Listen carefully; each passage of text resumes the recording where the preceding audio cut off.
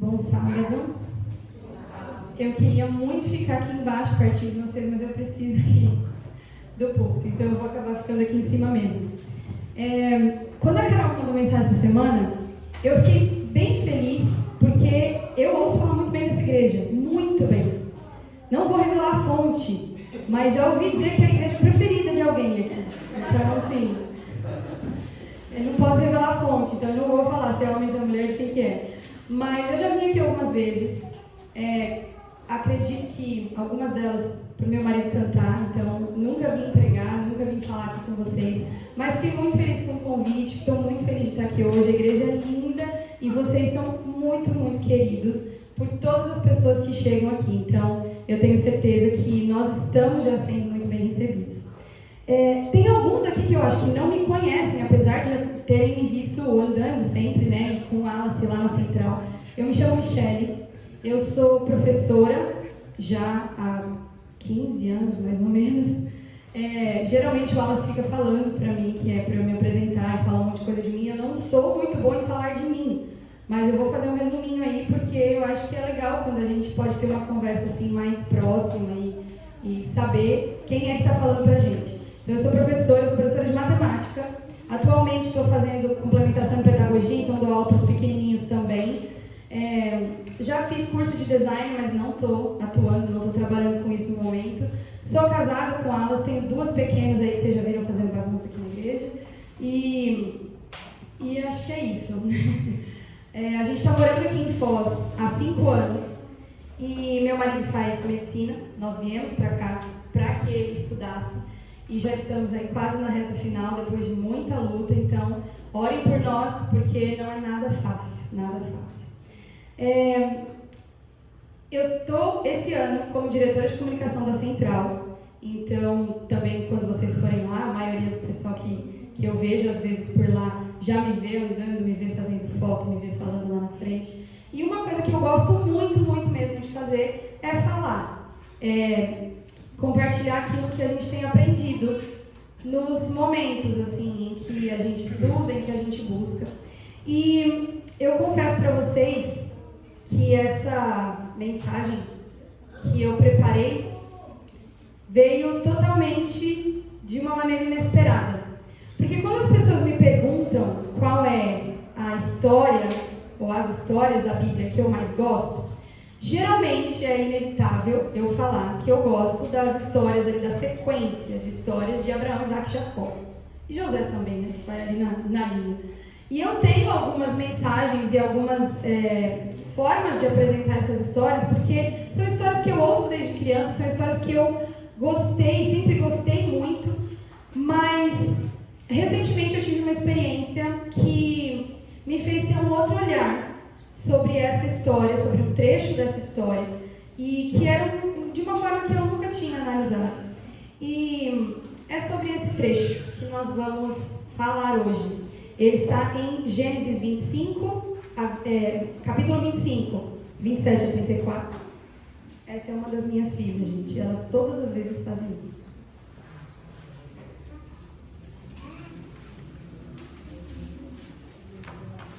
E antes de a gente ler a passagem e eu começar a falar para vocês um pouquinho sobre isso, eu queria que a gente orasse juntos.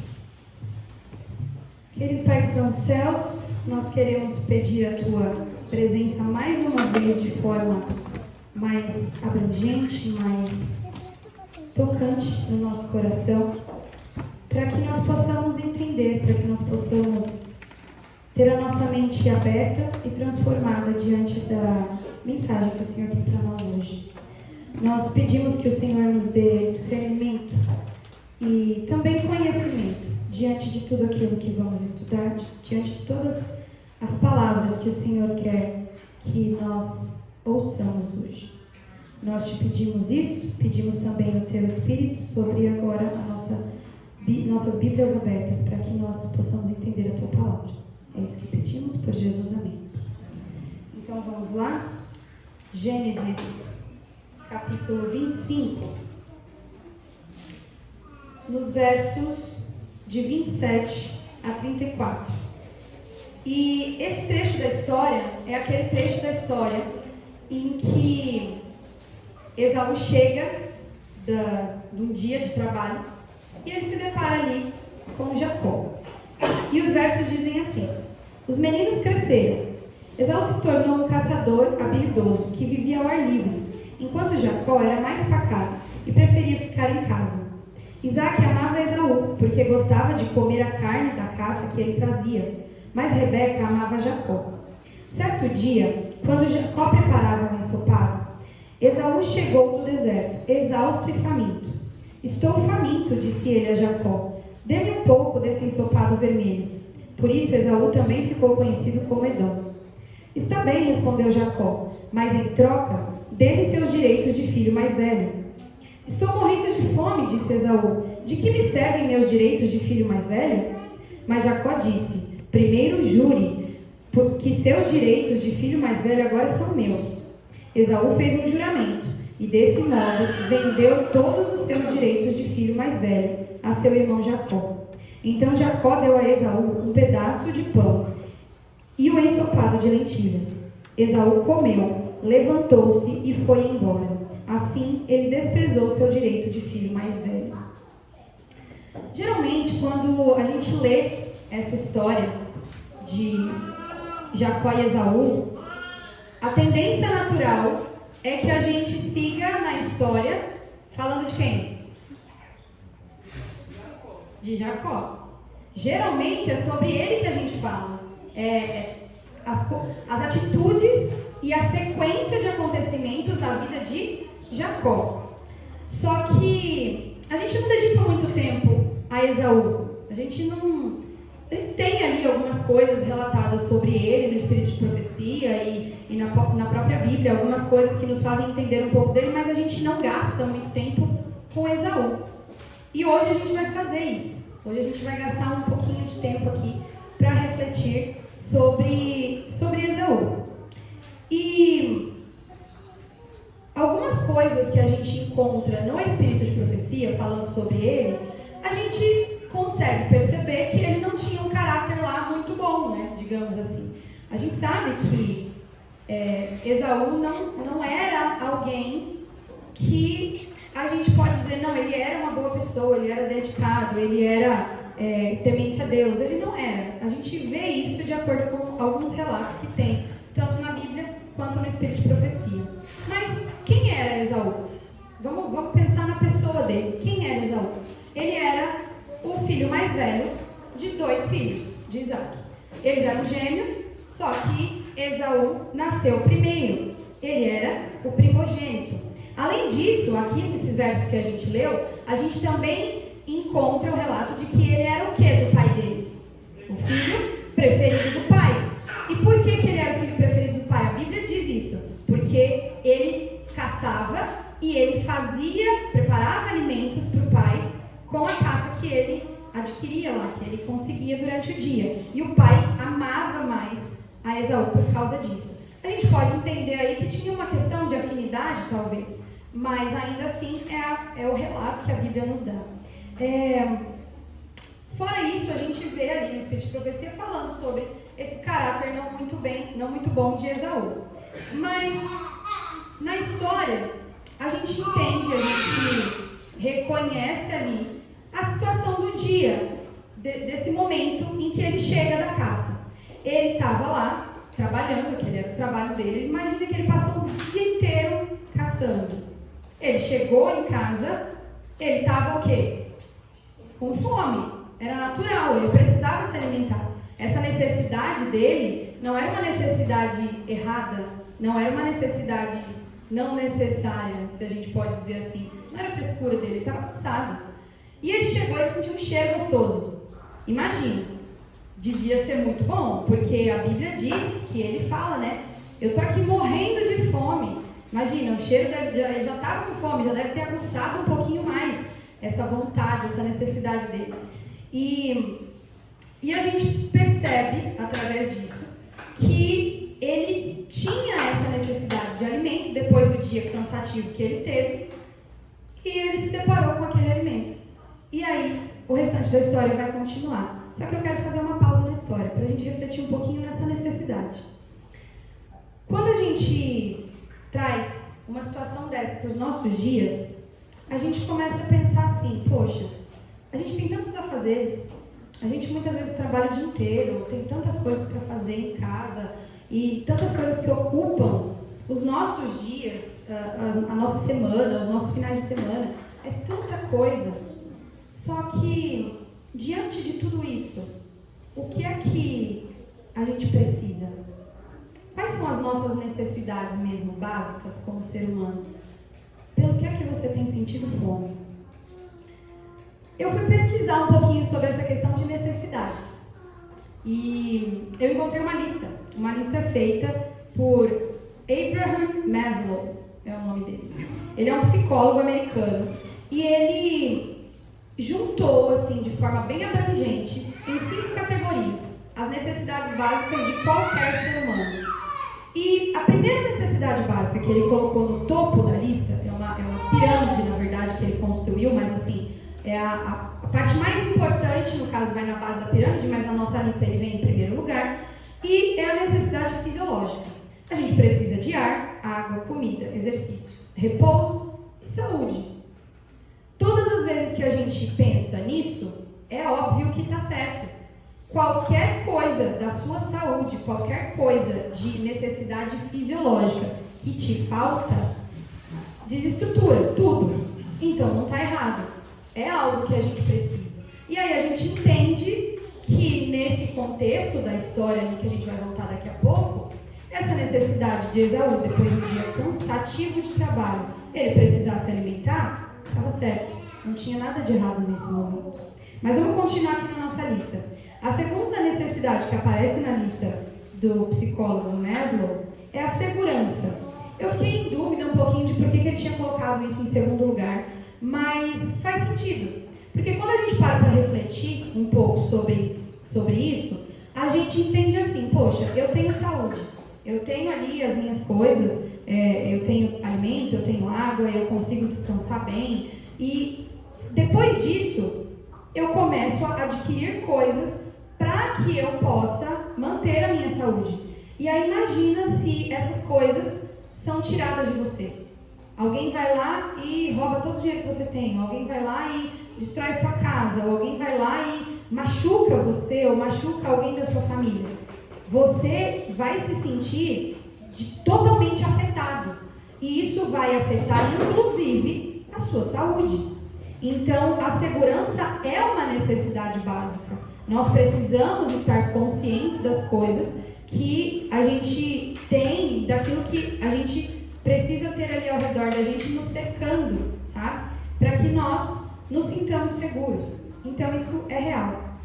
A terceira necessidade da lista que nós temos é a social. Ele coloca como a necessidade de sentir-se querido, de pertencer a um grupo e de ser incluso. Nesse ponto, eu fiquei pensando assim, eu sou muito assim, eu sou muito carente de gente, sabe? Mas eu fiquei pensando que algumas pessoas poderiam falar assim, ah não, mas isso não é necessidade básica, porque é possível viver sozinho. Será? Será que é mesmo possível viver sozinho? O que vocês acham? Não? A Bíblia nos diz que não é bom que o homem esteja só. Muitas vezes a gente ouve esse contexto desse verso como o contexto do casamento. Mas não é só isso. Porque mais pra frente, em outro verso, lá no meio da nossa Bíblia, a gente vai encontrar a citação de que melhor é serem dois do que um. Porque se um cair, o outro ajuda a levantar. Então essa necessidade é uma necessidade real. Nós precisamos de pessoas, nós precisamos compartilhar a nossa vida com alguém e ajudar o outro quando ele compartilha a vida dele conosco. Isso é uma necessidade básica. A quarta necessidade que nós temos, então, é a estima. Em certo grau, todos nós queremos e desejamos um certo poder, reconhecimento e prestígio. E nesse ponto, a gente precisa ficar muito, muito, muito atento. Porque essa necessidade, apesar dela ser real, ela é uma necessidade perigosa. Porque a gente não pode se valer do poder que a gente tem, a gente não pode usar de maneira indevida essa estima que nós desejamos receber dos outros. Isso é sempre bom você receber reconhecimento por alguma coisa que você faz, mas nós precisamos ter cuidado com isso. Só que é necessário, porque isso dá ânimo, isso dá força, a gente tem vontade de continuar produzindo coisas boas para aqueles que estão ao nosso redor. Então é necessário. E a quinta e última necessidade dessa lista é a autorrealização. Todos nós, de alguma forma, desejamos nos desenvolver, desejamos crescer, desejamos ser criativos, desejamos ter autonomia, desejamos ter conhecimento. Todas essas coisas são necessárias para que a gente possa evoluir na nossa caminhada do dia a dia, no nosso trabalho, para que nós possamos, por exemplo, ensinar os nossos filhos. A gente precisa crescer, a gente precisa ter conhecimento. Então, esse é o último item da lista, que eu considerei muito abrangente, porque pega praticamente todos os aspectos mesmo da nossa vida, e que tem esses 5 itens aí para nos lembrar quais são as necessidades básicas que nós temos. E agora que a gente conhece esses 5 aspectos da necessidade do ser humano, eu vou repetir a pergunta que eu fiz na hora que a gente fez ali a pausa na história. Qual é a tua necessidade? Pelo que é que você tem sentido fome? Esaú, ele estava faminto. Ele estava, assim, desesperado para comer alguma coisa depois de um dia inteiro de trabalho. E ele precisava de um alimento nutritivo. E por que não saboroso? Afinal de contas, comer também dá prazer quando você come uma coisa muito gostosa. Então ele chegou, ele sentiu aquele cheiro gostoso da comida que o irmão tinha feito. E ele pediu. Ele falou, me dá um pouco, eu estou aqui com fome, eu quero comer isso aí que você fez, porque está com um cheiro muito bom. Só que neste momento, é o momento que Jacó se aproveita da situação. Ele começa a querer tirar vantagem, ou talvez ele já tenha começado a querer tirar vantagem antes. Ele só se aproveitou daquele momento. E ele propõe uma barganha para Esaú. Jacó propõe para Esaú uma troca. O nosso foco aqui, como eu disse, hoje não é Jacó, é Esaú. Mas a gente vai gastar uns minutinhos ali, pequenininhos, com Jacó. Ele pediu para Esaú, ele falou, olha, você quer comer isso aqui que eu preparei, que está gostoso, que está cheiroso? Tudo bem, eu te dou. Só que eu quero em troca a tua primogenitura. Eu quero os teus direitos de filho mais velho. E aí eu pergunto para vocês, essa era uma troca justa? Nem um pouco justa. A gente não precisa nem pensar muito para entender que essa troca não era nada justa. Por que não era justa? Vocês sabem o que a primogenitura concedia para a pessoa, para o filho mais velho? Essa intenção da herança, ela era muito maior do que só a herança. A primogenitura tinha um significado muito maior. E a gente vai gastar agora um pouquinho dos relatos que nós temos da Bíblia para entender o que era que Jacó estava buscando. Por que ele queria tanto essa primogenitura e o que foi realmente que Esaú desprezou. A Bíblia conta várias histórias que se complementam para que a gente consiga entender a dimensão dessa bênção, dessa herança que era a primogenitura. E quando a gente volta não, né? A gente vai mais para frente na Bíblia e a gente lembra lá das histórias que Jesus contava, nós lembramos também que ele falava de várias parábolas. Em algumas dessas parábolas, ele fala sobre 2 filhos. E vocês sabem por que ele fazia isso? Por que em algumas dessas parábolas ele sempre falava de 2 filhos? Porque para o povo antigo, para o povo ali que ouvia Jesus falar, fazia muito sentido. Porque a Bíblia, ela está recheada de histórias sobre 2 filhos. É como se fosse uma síndrome de 2 filhos que existe na Bíblia. Então eles ouviam Jesus falar e eles estavam lá, sentados, prestando atenção, e Jesus começava, por exemplo, falando da ovelha perdida, aí Jesus ia lá e falava da dracma perdida, e estava todo mundo ali prestando atenção. escravo. Certo homem tinha 2 filhos. E aí quem estava de cabeça baixa levantava a cabeça e falava: peraí, de quem que ele vai falar agora? Porque eles conheciam as histórias. Eles conheciam as histórias que tinham na Bíblia que eles liam. E essa síndrome de 2 filhos na Bíblia, ela vem desde Gênesis. A gente tem lá, um certo homem chamado Adão tinha 2 filhos. E teve um probleminha entre eles, e alguma coisa aconteceu. E depois vem outra. E certo homem chamado Abraão tinha 2 filhos. E aí Ismael e Isaac tiveram um problema. E uma coisa ruim aconteceu. Depois a gente encontra a história que nós estamos lendo agora. Isaac, um certo homem chamado Isaac tinha 2 filhos. E eles tiveram um problema. E esse problema era por causa de quê? Da primogenitura. Era por causa da bênção, era por causa da herança. Mas a Bíblia continua. Existia um certo homem chamado Jacó, e agora ele não tinha mais 2, ele tinha quantos?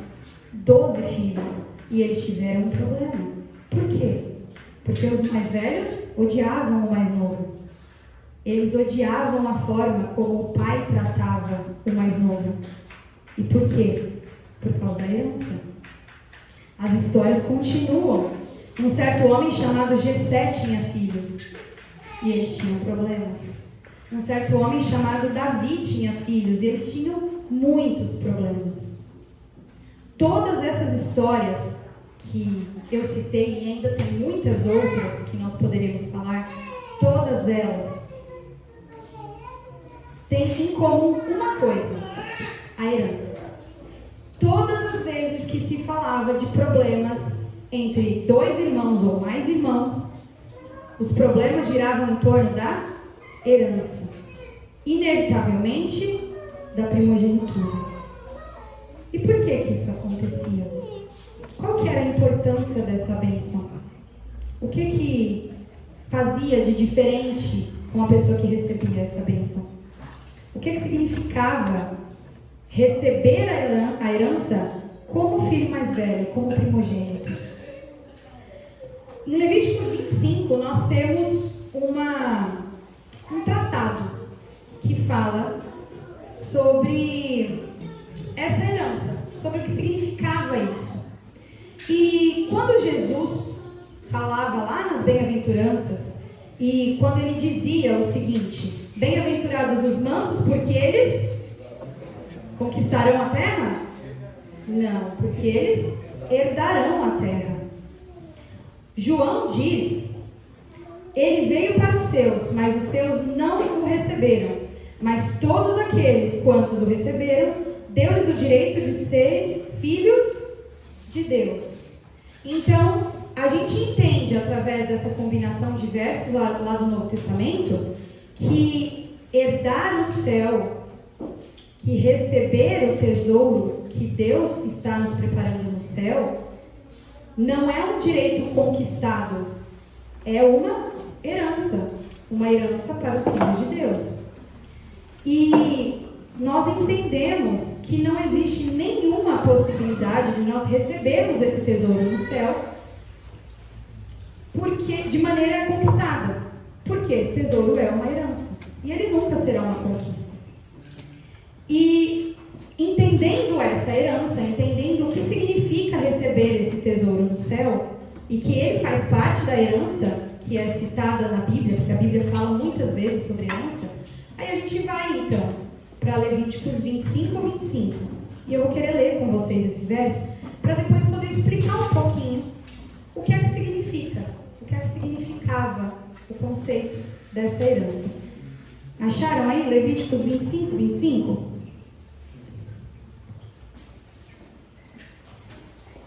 Na minha Bíblia ele diz assim: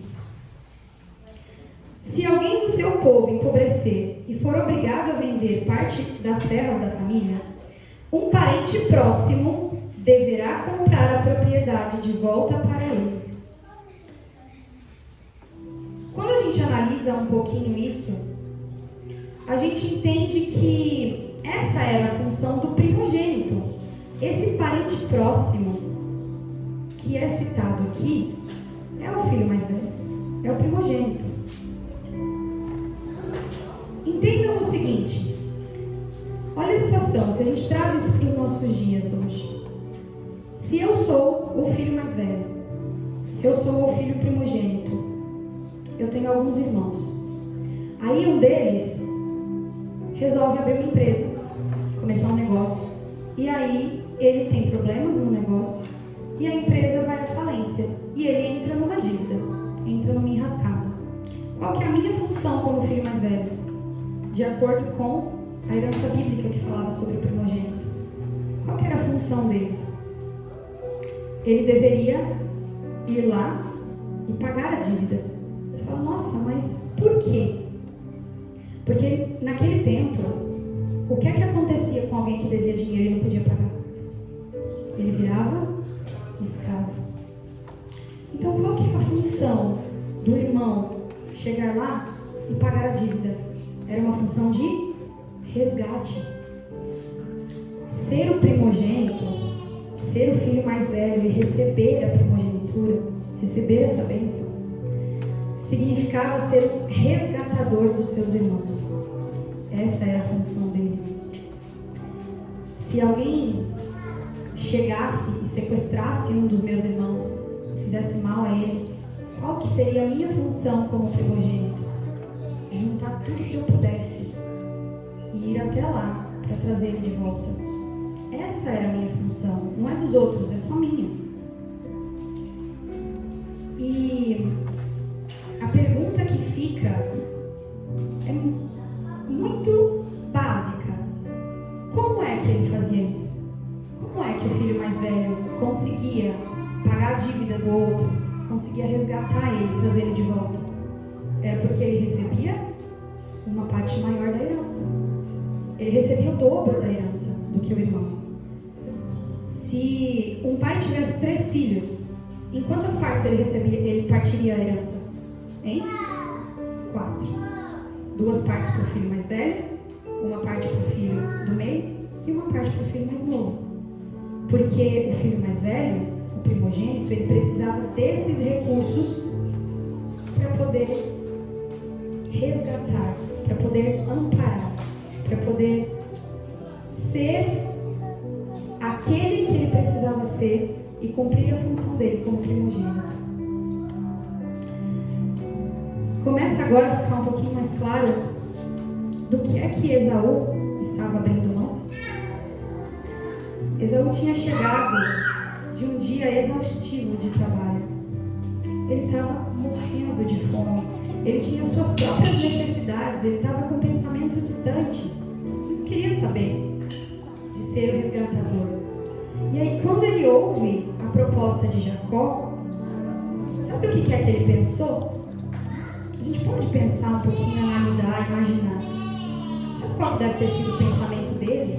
Se você, Jacó, entrar numa enrascada, sou eu que tenho que ir lá, entrar na briga para poder salvar você? Ah, eu não quero não. Me dá aqui essa comida, porque eu prefiro comer do que ter que entrar numa briga por você.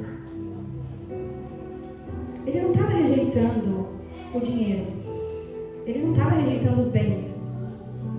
Ele estava rejeitando a função de ser o projetor e o resgatador da família. Esaú, ele rejeitou a herança que vinha carregada com uma responsabilidade que ele não queria. Ele rejeitou a função de patriarca, porque era isso que ele deveria fazer como primogênito depois que o pai morresse. Era ele que tinha que ensinar a família, era ele que tinha que ensinar os filhos, era ele que tinha que falar sobre Deus, era ele que tinha que perpetuar a tradição da família. E era ele que tinha que cuidar de todo mundo. E ele não queria isso, porque para isso ele precisaria rejeitar as próprias necessidades que ele tinha, que eram verdadeiras, para poder se preocupar com as necessidades dos outros.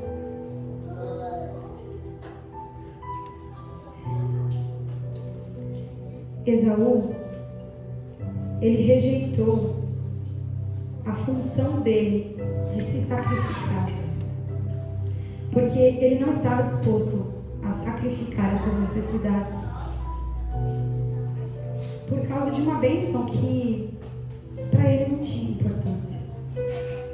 preferiu o prato de lentilhas.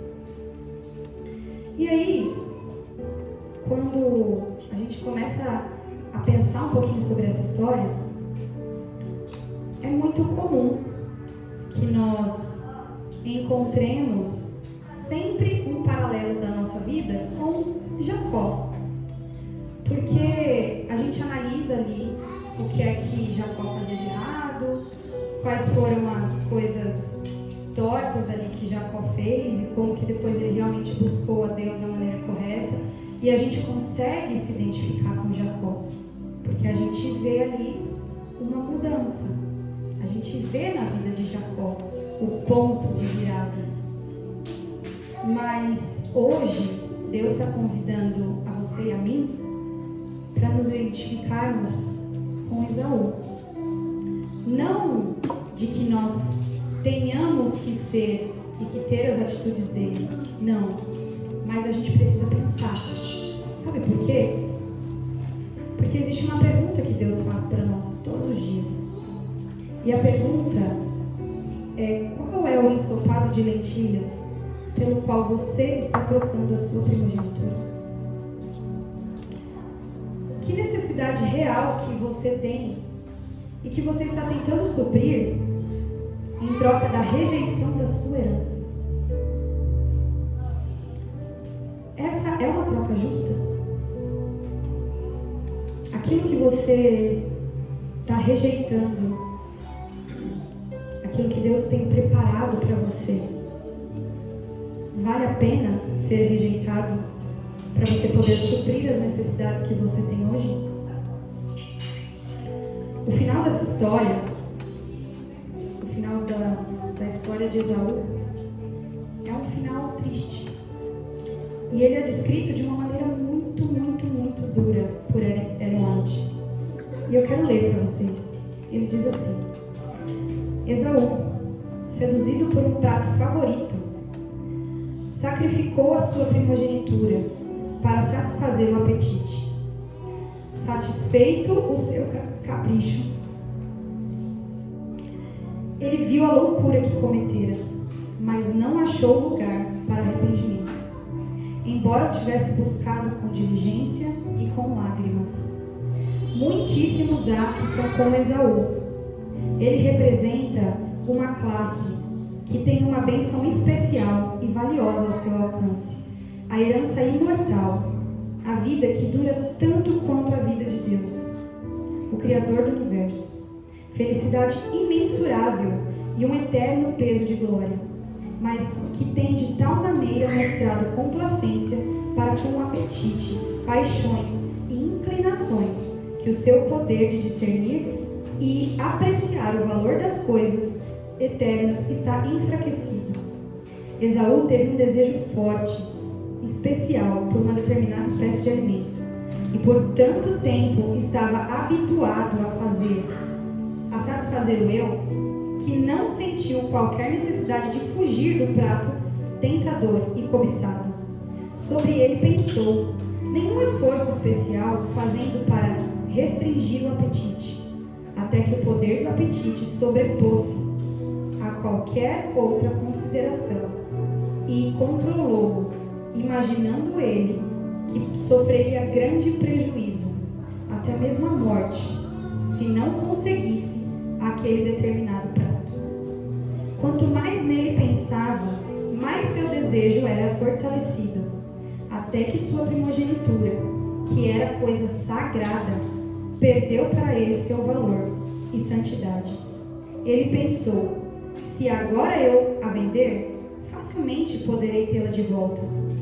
Trocou-a, porém, pelo seu prato favorito, gabando-se de que poderia dela dispor à vontade e recuperá-la quando quisesse.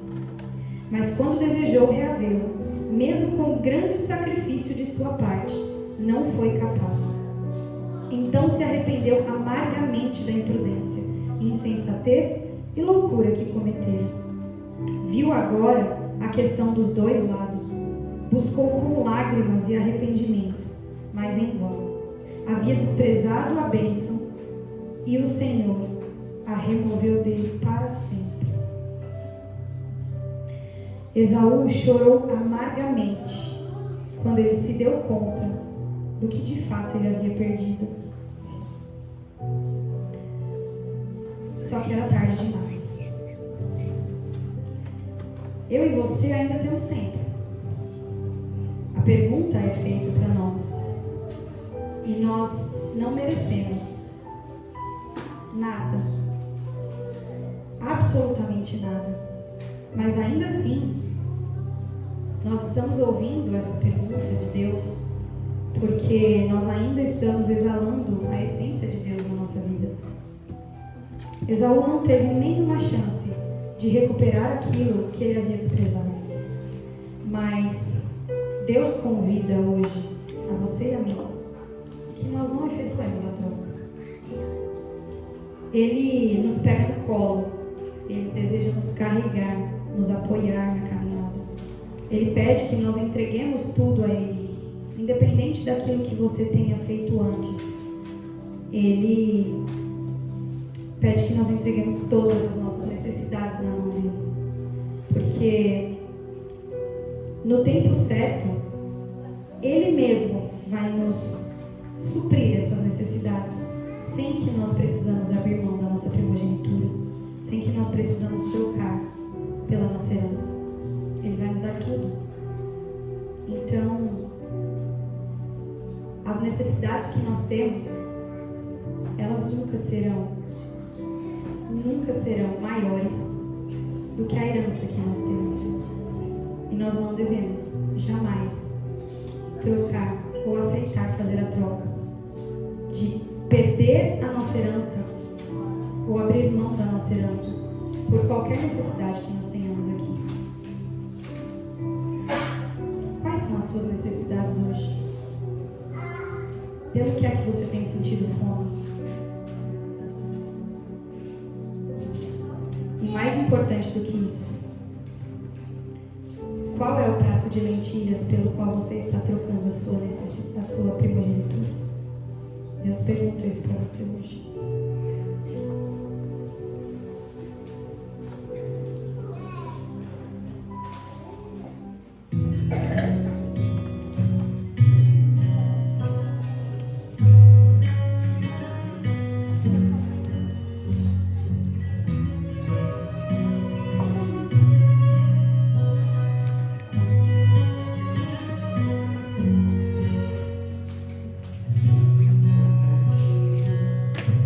Derramar o meu passado em ti, vim banhar meus pés que andaram por aí, sem carinho receber. Hoje estou aqui, não porque mereço, eu sei, pois tu sabes por onde andei, conheces bem o meu perfume, mas tu sabes também que meu choro é sincero, porém não tenho nada a oferecer, meu Senhor, mas te dou a minha vida, é tudo que tenho. Recebe o meu nada, refaz a morada, habita em mim, me pega em teu colo, me acalma em teu peito, sou teu, sou eleito, e a minha essência é exalar teu cheiro.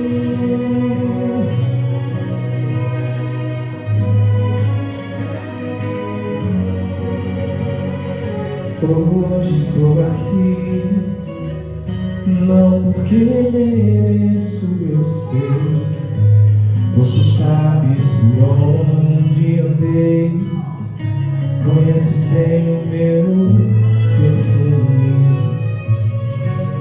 mas tu sabes também que o meu choro é sincero, porém não tenho nada a oferecer, meu Senhor, mas te dou a minha vida, é tudo que tenho. Recebe o meu nada, refaz a morada, habita em mim, me pega em teu colo, me acalma em teu peito, sou teu, sou eleito, e a minha essência é exalar teu cheiro, é tudo que tenho. Recebe o meu nada, refaz a morada, habita em mim, me pega em teu colo, me acalma em teu peito, sou teu, sou eleito, e a minha essência é exalar teu cheiro, teu cheiro, teu cheiro,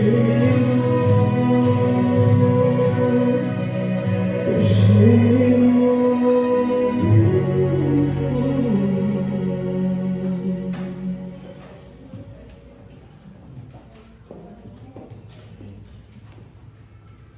Todas as vezes que nós pensamos naquilo que nós precisamos suprir na nossa vida, é inevitável que a maioria de nós pense em como nós somos capazes, sozinhos, de suprir essas necessidades.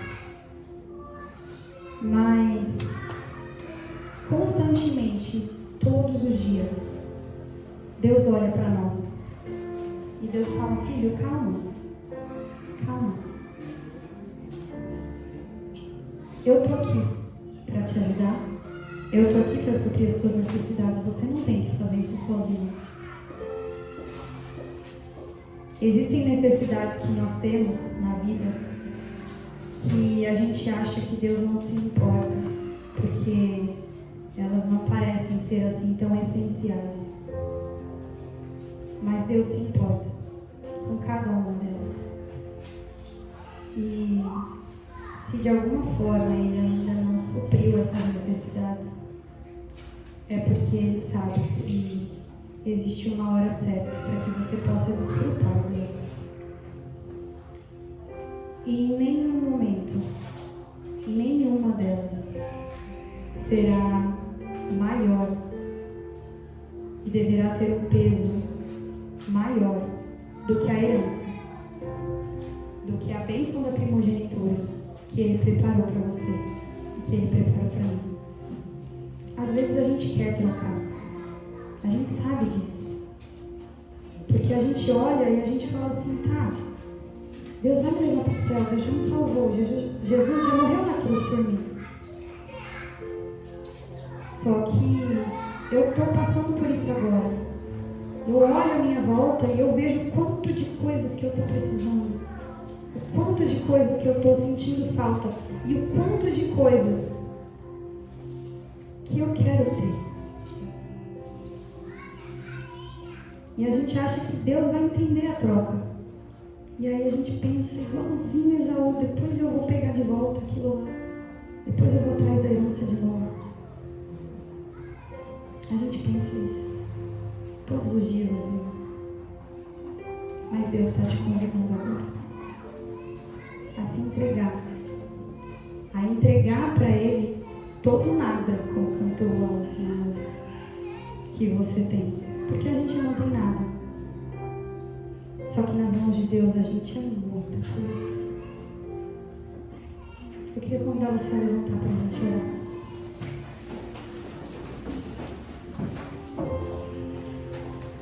Querido Pai, nós estamos aqui hoje diante de Ti como filhos, porque foi assim que o Senhor nos tornou quando o nosso primogênito morreu na cruz para nos salvar.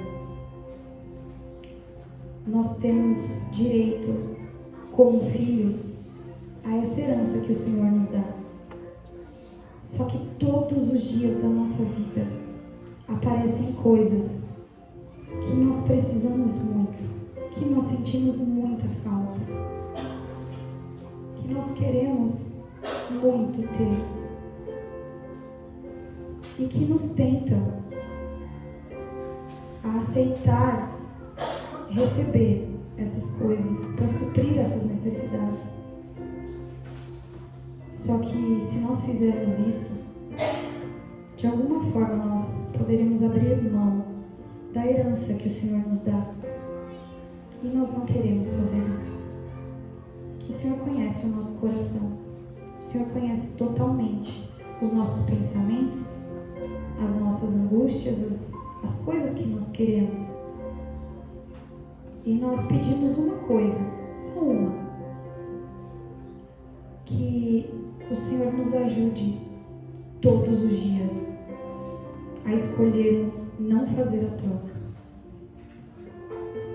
a permanecermos sob os Teus domínios, para que nós possamos Te servir da melhor forma e possamos receber a herança que o Senhor já nos deu. Nós pedimos muito que todas as vezes que nós tivermos vontade de fazer a troca, que o Senhor nos impeça. Porque é isso que sabemos que é nos colocarmos nas Tuas mãos. Nós colocamos a nossa vida nas Tuas mãos. Só que nós ainda estamos num mundo pecaminoso, nós ainda temos dias para viver em que a nossa natureza pecaminosa pode sobressair. Nesses dias, Pai, por favor, nos impeça de fazer a troca, para que nós não percamos de uma vez por todas a herança, porque nós queremos estar no céu contigo. É isso que nós pedimos, em nome de Jesus. Amém.